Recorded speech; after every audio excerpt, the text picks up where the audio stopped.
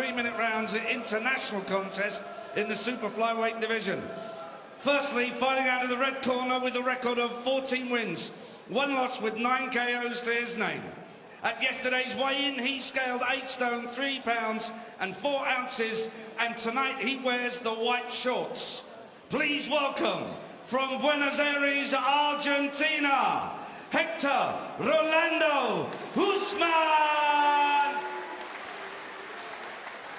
And across the ring in the blue corner, with a record of 18 wins, 1 loss with 9 KOs to his name. At yesterday's weigh-in, he scaled 8 stone, 7 pounds, 6 ounces, and tonight he wears the gold and blue shorts. Please welcome a former IBF bantamweight champion and a man of many, many belts. Please welcome, from Ellesmere Port, the baby-faced assassin, Paul Butler! Your referee in charge of the action is Mr. Steve Gray of Fleetwood. He will now give his final instructions to both boxers. Oh. Okay, boys, if a cold break, you take 1 step back. Don't punch around the back of the head. Protect yourselves at all times. Touch gloves. Ladies and gentlemen, this is 10 3-minute rounds. And that's the way a referee speaks, loud and clear. Steve Gray officiating this one.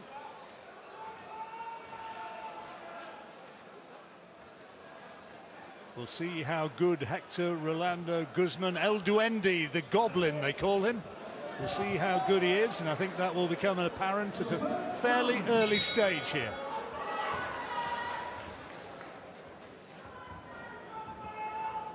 Butler for once, slightly the taller man by the looks of it. Nice body shot. And again. Lovely shot. Oh, he's gone down. First body shot. Well, well, well. And it has a look of permanence. The gun shield's out. The crowd don't like it too much, but he ain't getting up. It was a peach of a shot. And it's all over, ladies and gentlemen. That was an absolute beauty of a punch. Really was.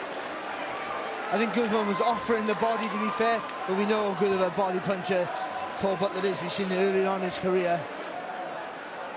And an early night for the babyface assassin. Well, let's watch again.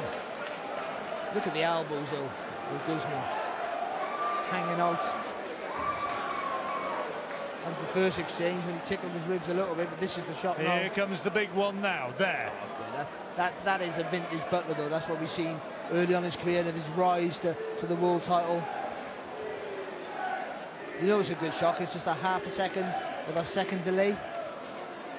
Timing, isn't it, Barry? And he's got a big smile on his face up there in the ring. As well he might. He's enjoying the acclaim. His timing and distance, he slides that front foot, so he's in a safe distance, and so is Guzman. And then once he makes a mistake, Guzman, he slides that front foot into distance, dips that right foot, shoulder forward, and then comes back with a beautiful left hook. He and Anthony Farnell were high-fiving and smiling happily. It's the sort of thing that they've been preparing and training, working as ever on his power, relaxing him so he can deliver his shots absolutely to perfection.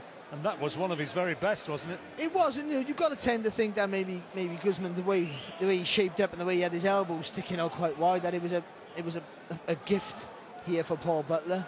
But you still got to throw the shot, and I think all that movement in doing it with sliding the front foot, as I said, just the little dip with the shoulder before he lets that left hook go. That's something that we've seen time and time again with Paul Butler against good opposition.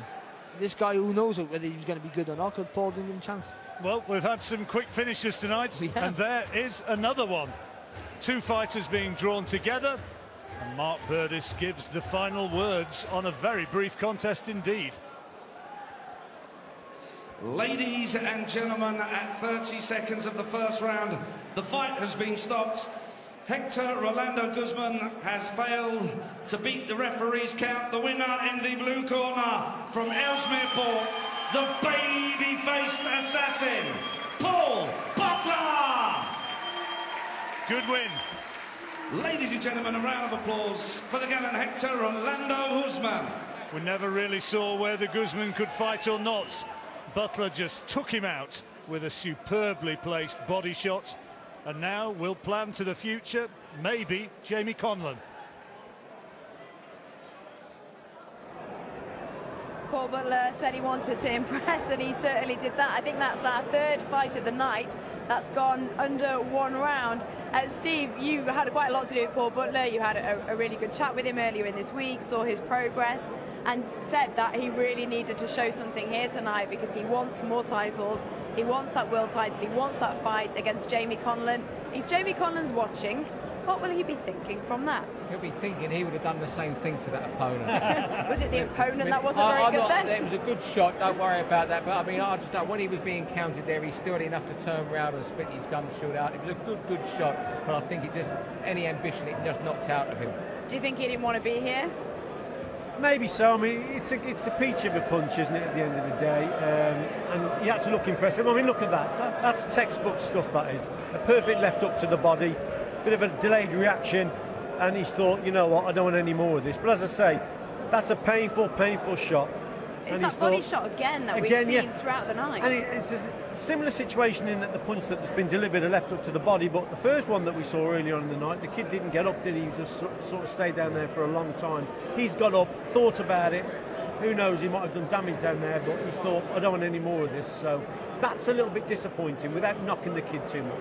Would Paul have